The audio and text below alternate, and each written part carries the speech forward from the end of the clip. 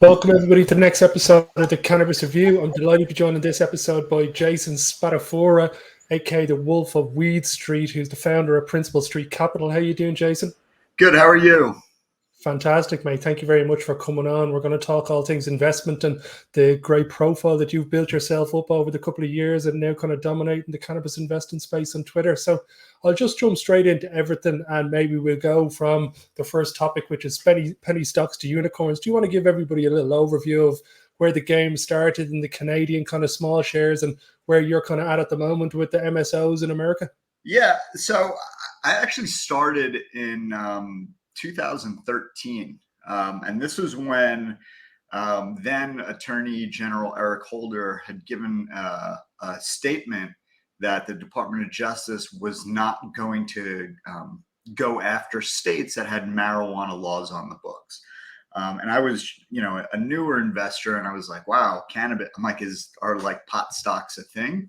And I went and Googled it like anybody else, and I found like 10 companies on this website, and I ended up buying one. It was my first penny stock I ever bought, and it went up like 50% 2 days later, and I was like, "Oh my god, this is amazing!" I'm like, "What did I find?" Like I felt like I discovered fire. And then 2 days after that, it dropped 50%. So I ended up losing $150. And I was kind of hooked from there.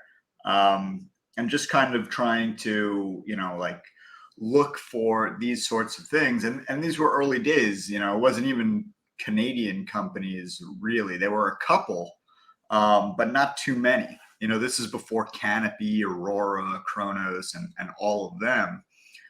So it really was a crapshoot in the early days. So yeah, and from there, then Colorado went legal, and you didn't even really have unicorns. You had like stables of unicorns, because you could buy something at a half a penny back then, and watch it go up 10,000%. Which, to put that in perspective, if you bought 1 million shares of a stock at a half a penny, it would cost you $5,000. And if it went to, 50 cents, that's $500,000. And people were making money like that. The problem was a lot of people just thought it was going to go higher and higher and higher, and never took money off the table, and then watched it just go right back. So, like the discipline in the early days was something that you were forced to learn. And it's, something that we still have trouble with today, in 2022, 8 years later. Okay, very interesting. Just getting the money off the table at the appropriate time is the key to this whole game, isn't it? Yeah, for sure. I've noticed a kind of, let's say, an underground world or Reddit forums of cannabis investors now that are starting to get pretty substantial. Like we talked to Roger Forsberg, aka Puff Daddy. He was on the show last week. So I'm starting to notice there's this little cult gathering and crew happening on Twitter and on Reddit that's basically tearing the cannabis MSOs apart and building up the kind of first tier cannabis MSOs, shall we say. Yeah, I mean, I love that, cannabis has always been a cult sector, always, and we've always had our, call it like our teams, like I like this company, you like that company, we're going to beef, we're going to, fight it out. And now you've got all of these teams basically, like fighting the people that own the arenas, call it the exchanges and whatnot. And so, these people that were adversaries at one point are a little bit galvanized to kind of like team up and are forced to explain like to everybody else why this is still a meaningful investment. The sector has just been absolutely hammered, when it in terms of from like a capital markets perspective. Now the businesses, on the other hand, have been thriving, which is very hard for people to understand. And, it's a point that I always make, that the business, like, you could like a strain of marijuana from one of these companies. Take like a MedMen, okay? Like, MedMen is a great brand. It's very visible. The stores are nice. From a capital markets perspective, like a public company, it is AIDS. It is as close to stock market AIDS. It's like if AIDS and Ebola had a baby, that's what MedMen would be from a capital markets perspective. So you have to understand that going into it. And now you see a lot of these people on the Reddit forums, Twitter, trying to explain that to all these people, that it's not so much a problem with the companies, it's a problem with the exchanges that they're on. It's a problem with that there's only 95% or there's 95% retail ownership and only 5% institutional, which basically means that all these stocks are being priced in by complete morons. And I say that all the time, that I think pot stock investors, 90% of them are probably the dumbest people in the world. Yeah, well, I think there's a lot to be left to the imagination. If you can't read a balance sheet or read a profit and loss sheet or even see what kind of cash flow some of these companies have, I think that's what it seems to be happening, is that the vast majority of cannabis investors have no nuanced financial skill, and somebody basically been able to explain to them, look, this is why this stock is Man United and this stock is Real Madrid, or why. I think there's a lot of value, and I think that's going to be the next, let's say, wave of financial gain in the industry. I see it as the media and the influencers being able to have a direct voice to these large consumer bases. As you said, some are Trulieve, some are Curaleaf. It all depends. It's almost like a little tribal situation that seems to be happening in the retail investor market. Yeah, for sure. Yeah, and it's also, there's a little bit of nuance in there as well as being an investor in this space. Like, you always, and I'm sure you've seen it, where I think that people that dollar cost average in cannabis are always going to get killed. Meaning, like, they have a budget and I'm going to buy some here, I'm going to buy some there, and then I'll buy some a little bit further down. If it goes down, I just buy some more. That's never worked. I've always been somebody that core trades position, meaning, like, I have a set position that I buy usually in the summertime, and I have call that 80% I don't touch. And then with that 20% on the upswing, I do trade it as a means to grow the entire position, but also take it as almost like a dividend, meaning, like, I'll give you a quick rundown. Say I buy 1,000 shares of a stock at $10, and then it goes to $11. Well, I sell 250 shares. Okay, so that's 25%. All right, well, now it goes back down to 10, and I rebuy it. I don't buy back. I just buy back 250 shares. I pocket the difference, which is the $250, and I save it for a rainy day. And that served me. Also, like, going into February to the summer, which is the back half of the year, and that time period, which I call the Ides of March. Like, you're not buying, you're not taking on size. The market has sucked since 2014 from March to summer. That's when you're not increasing your exposure, you're decreasing it, and you're waiting for that summer low to buy stuff back. And then, like, my last and final rule is, if anything that I own ever hits an all-time high in February, which is right before that March start, I sell 30% of the position no matter what. And that's at a minimum. So in February of 21, where everything hit an all-time high, just doing that saved me a lot of grief across the board. So there is some nuance. This isn't, you have to remember, these are all speculative companies at the end of the day, in a sector that is going to be wildly different 10 years from now than it is right now. If you go back to when Prohibition ended, there was like 300 companies. Now there's 10, and maybe you can name 5, right? Yeah. No, I agree. The amount of information and data that I think you need to be consuming at your level, that people aren't just going to be able to pick the right solution off the bat, from researching companies, the board, the CEO, looking at the balance sheet, profit and loss sheets, the history of the relationships that have been had at that company. I think there's a huge amount of data that needs to be consumed on a daily basis to make those nuanced decisions. Going to jump on to the next topic, and it's basically the Wolf of Weed Street, the moniker you have on Twitter.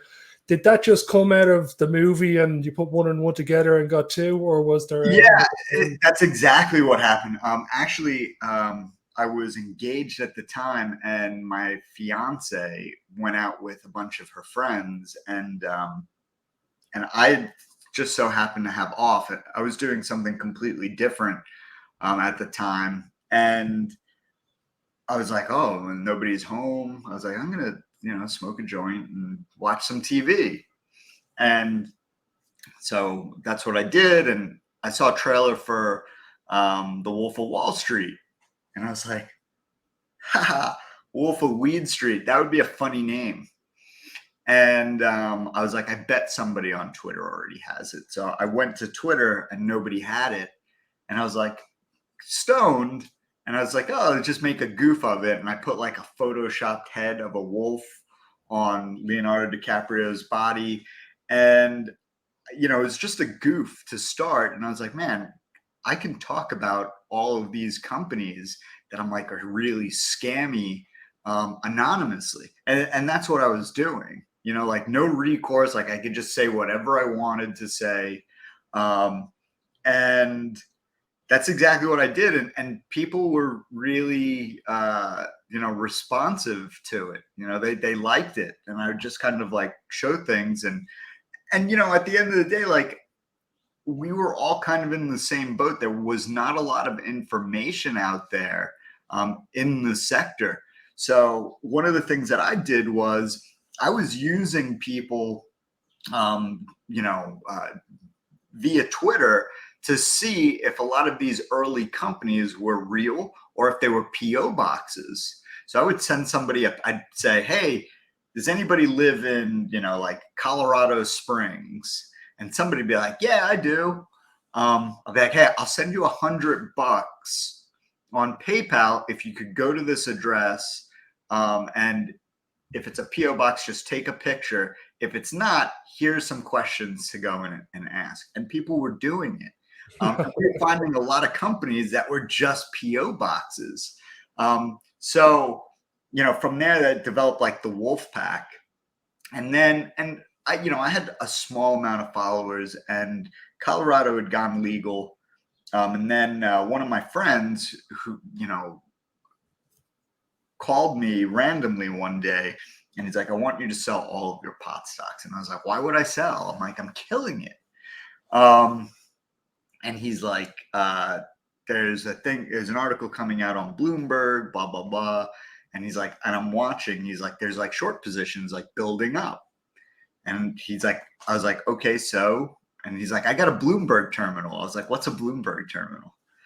And so I get off the phone with him, and my account is at an all-time high. And I was like, you know what? Let me just tweet his warning.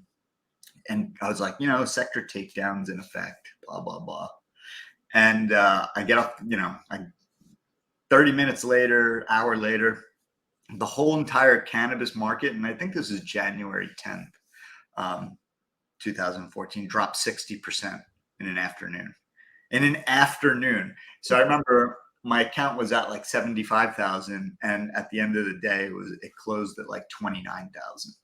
Now, because I've been looking at the sector so hard, I had a pretty good idea where like what the good companies were and where it would bounce.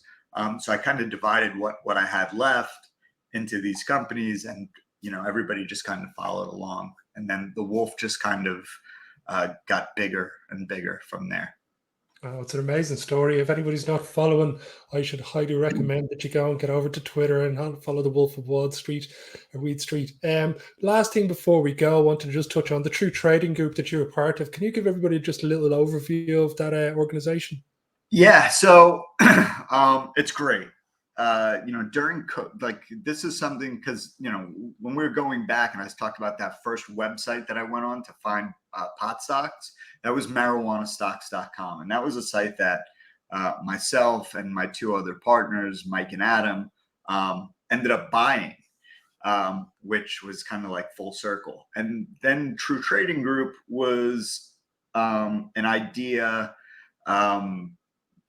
That Adam had to basically get out of the investor relations world and make it like an educational platform. Think of it like Netflix but for trading, where you pay one price and then you get all of these things, like all the content, all the courses, the tests, everything all in one place.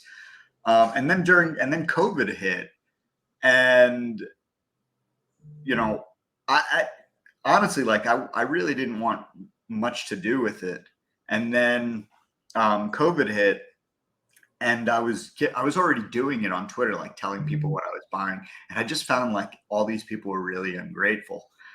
I became a moderator there, and now part owner. And we basically started with like 300 people. Now we're at 10,000, with the whole idea of like, there's a lot of things that you don't know. And there's a whole psychological aspect to investing and trading that nobody talks about. So True Trading Group has really just become like this monster of a platform where people can learn and listen to people that have done it, are doing it, plus have the benefit of like 5,000 other eyeballs out there, with all of these things where if you don't want to trade real money, we've got you can paper trade. We have like simulators. We have live squawk, so you get news as it happens. And really it's just a place where you can learn. Like, we make you take tests. So if you want to like learn options, okay, well, we have a whole course on options, and you've got to go through it and take a test, and that's how you know that you're ready. So we set up a reward system, through there. It's it's pretty cool. And people can try it out for like $3 for a week, and you get some courses, and then you can also listen to us like throughout the course of the day. It's not just about like getting alerts and somebody telling you what to do, because that only works so long, right? You want to be able to make your own trades, and ultimately that's the goal. And then people stay for the ideas. Amazing. Yeah, I'd highly recommend everybody checking it out. All of the details we posted in the links below for everybody. And if you're not following Wolf of Wall Weed Street, get it sorted now. Jason, thank you very much for joining me, mate. It's been an absolute pleasure chatting to you. And thank you. Hopefully we get to chat again in the near future. We're going to start keeping an eye on the European stocks for you guys soon. So there'll be lots of opportunities coming over here with Germany legalizing now. Hopefully the end of this. I know. I'm involved in a company in Germany. Oh, so yeah, we'll have to talk about that one day too. We will indeed, mate. You have a great day, and thanks again for your time. Thank you. Thanks, everybody.